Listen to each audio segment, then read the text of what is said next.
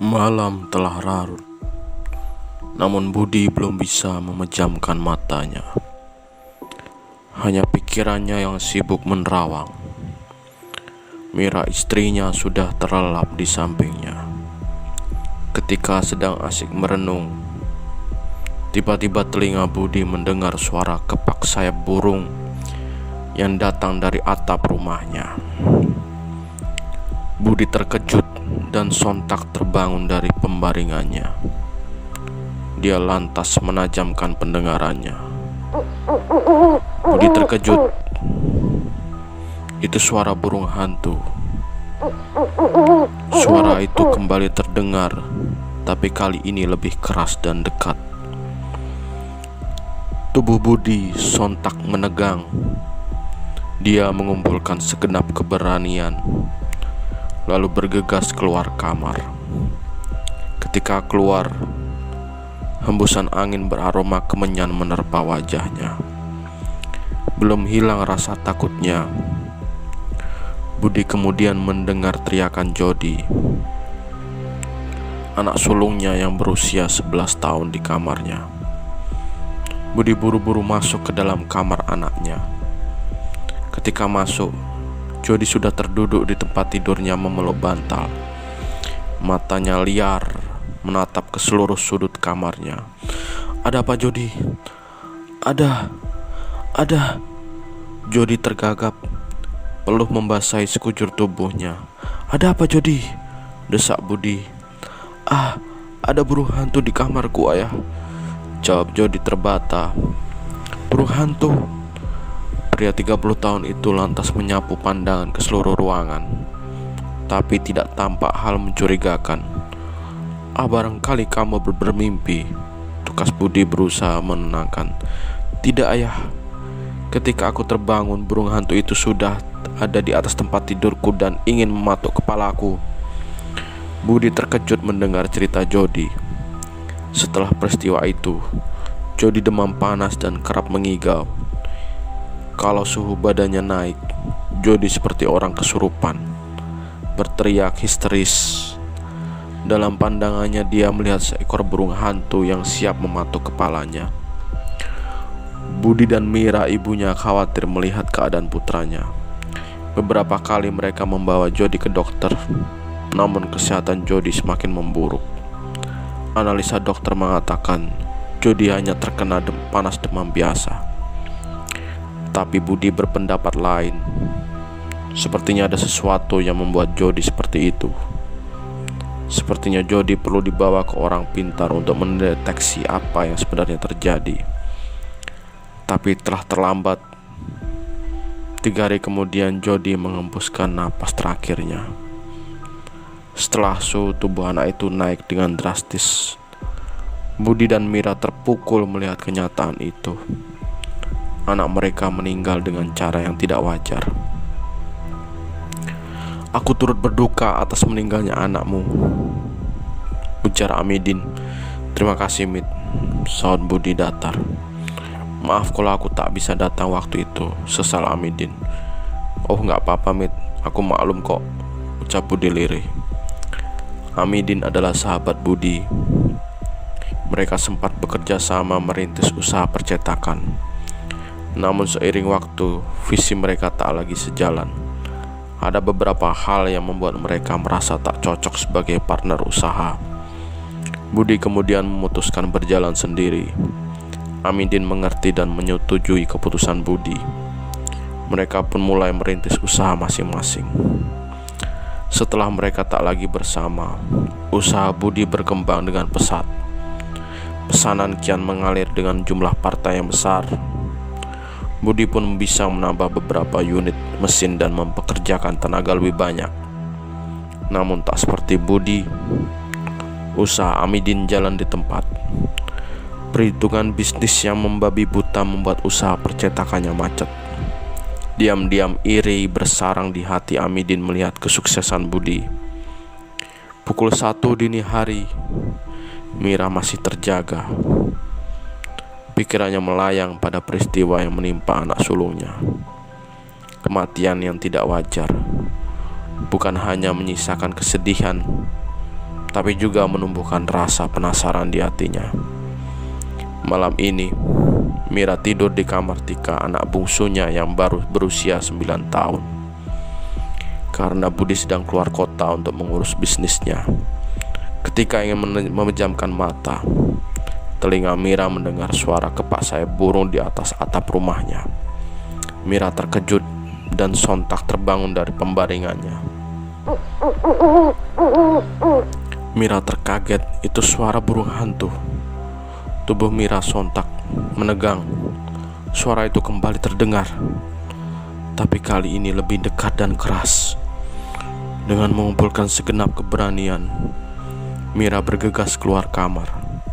Ketika keluar, hembusan angin menerpa tubuh Mira. Semilir angin beraroma kemenyan membuat Mira terpaku di tempatnya.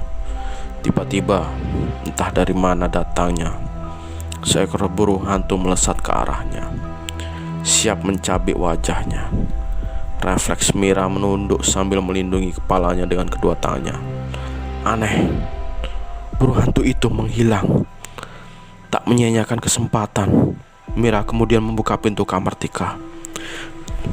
Tapi celaka, burung hantu itu tiba-tiba muncul kembali. Kali ini dia bertengger di atas lampu kristal yang tergantung di langit-langit. Mira terkejut. Sorot mata burung itu memancar tajam seperti menyimpan dendam kesumat yang dalam. Tubuh Mira tergetar, terkejut dan takut berbaur menjadi satu. Ingin dia berteriak minta tolong, tapi suaranya tercekat di kerongkongan. Dan dengan secepat kilat burung hantu itu kemudian meluncur turun, melayang menjambangi tubuh Mira, siap menancapkan kuku-kukunya yang tajam. Ketika burung hantu itu hinggap di kepalanya, Mira tak berkutik. Detik berikutnya dia terkulai pingsan.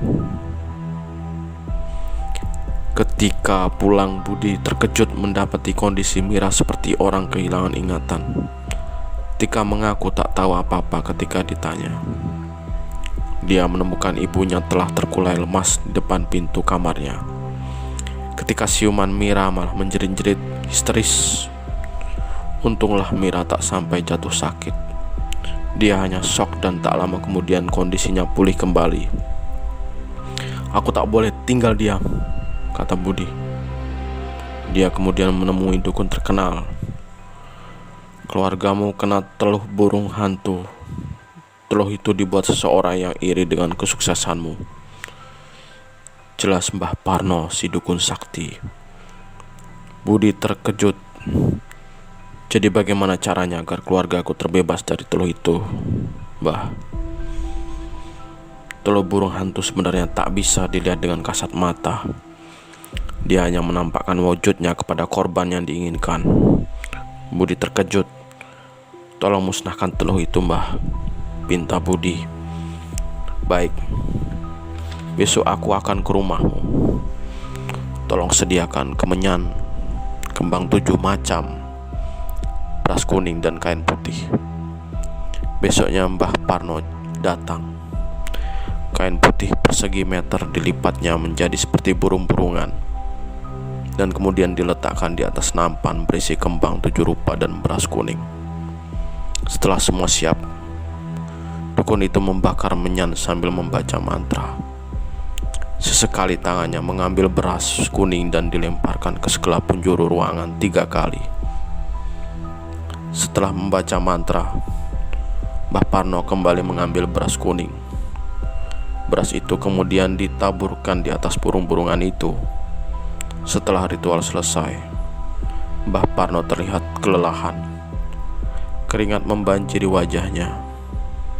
Menurutnya hasil ritual pemusnahan teluh ini dapat dilihat dari burung-burungan itu.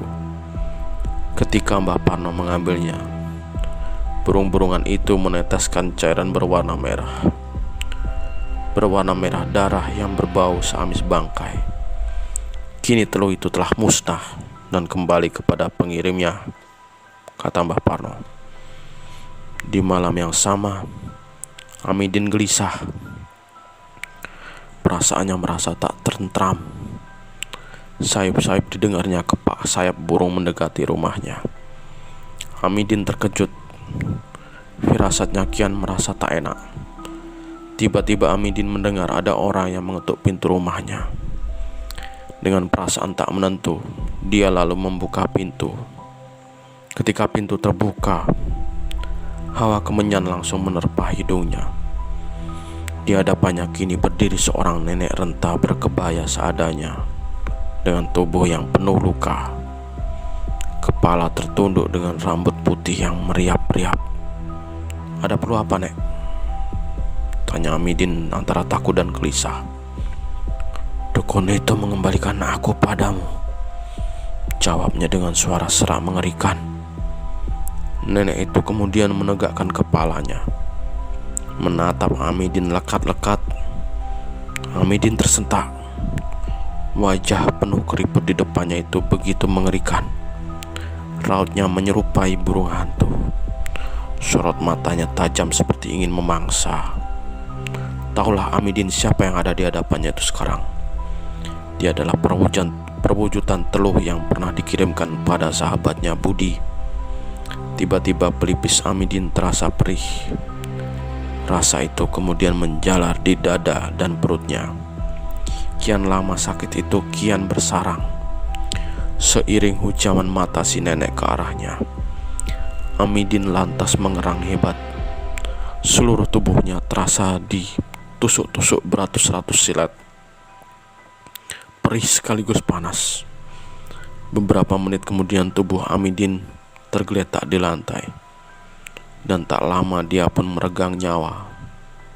Ketika nyawanya melayang, nenek itu lantas berubah menjadi seekor burung hantu dan melesat terbang di kegelapan malam sambil berkicau lantang.